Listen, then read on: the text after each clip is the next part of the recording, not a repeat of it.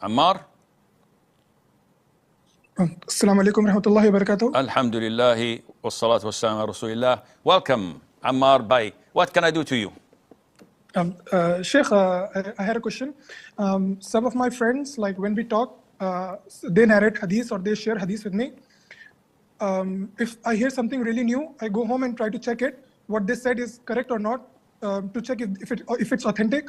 If it's not, next day I inform them that what you said is not correct and this and this. But sometimes I'm not able to find out what they said is correct, or I'm not able to find any evidence of what the hadith they're saying is correct or not. What should I do in this case? Should I just follow what they said, or should I refrain from following their advice about a hadith? No.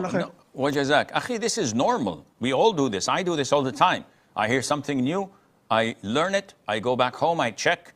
If it's authentic, I apply it. If I could not find it, I trash it. Because if it doesn't exist, and I cannot authenticate it or verify it, then I do not put it in my database. I do not digest it. Because I only take in what is authentic from the hadith of the Prophet ﷺ. Anything that's not authentic or I cannot verify, I refrain from accepting it until it's been verified. So yes, if you hear something and you cannot find it, ignore it and don't implement it. We have Abdullah from the US. Assalamu alaikum wa rahmatullahi wa barakatuh. Wa alaikum assalam wa rahmatullahi wa barakatuh. So, Sheikh, my question is that I have like I'm like a teenager right now, so I have like a beard, I have like sideburns, and I have some hair in the front. And I heard your video on to not touch the beard, so that's what I'm doing. I'm not touching it. And so my question is it permissible for me to dye it? Okay, dye it with what color? Like the orange color. If you're not imitating the disbelievers and you're not, it's totally permissible. Whether you put henna and dye it with orange, or dye it with dark brown, or dye it with any other color that is normal among the people, this is totally permissible without any problem, inshaAllah.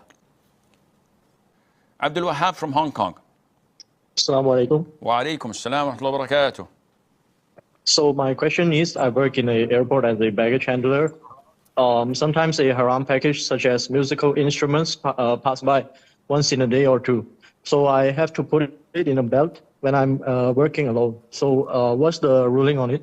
No problem, inshallah. You can put it on the belt. Maybe it's filled with dead cats. You never know. So just assume the best and put it, and it's once every blue moon, and it's not your business to investigate what's in it, inshallah. Yasin from Germany. Alaikum, Sheikh. Samtullah.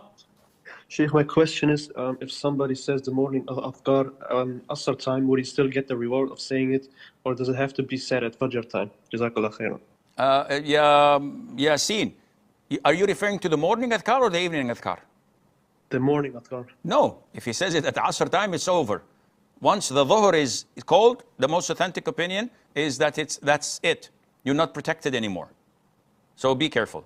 A questioner says, I heard the dead feel the pain even if a fly sits on its body. They say this is because of the hadith, breaking the bone of one who's dead is like breaking it when he's alive.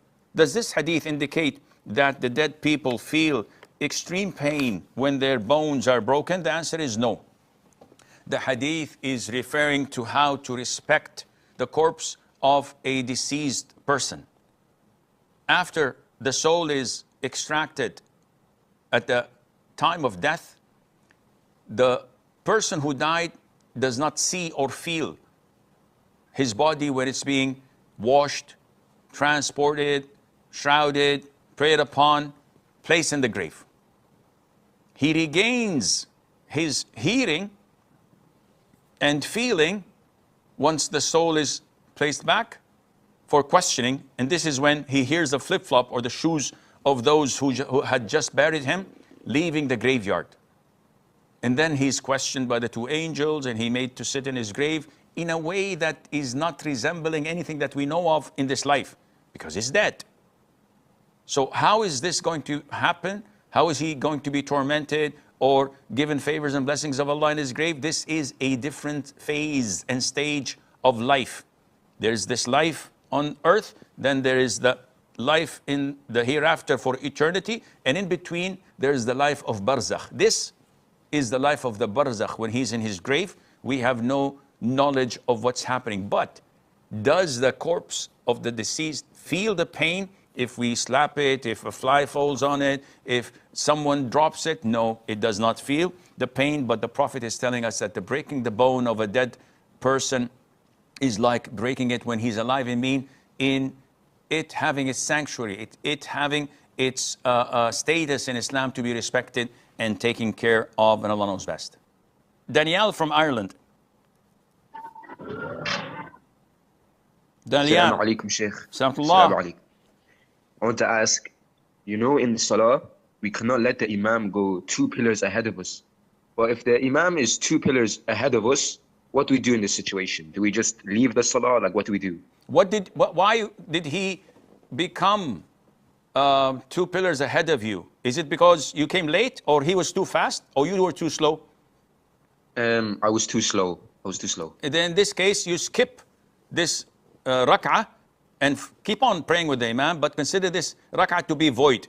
So once he offers salam, you stand up. You don't offer salam, you stand up and make up this rak'ah as if you've missed it with him. Okay? Do I also do sujood sahu? Of course you do. Before or after? You do it after the salam, because you've added something to the prayer. Okay, Sheikh. Barakallah fiqh. Yunus from India.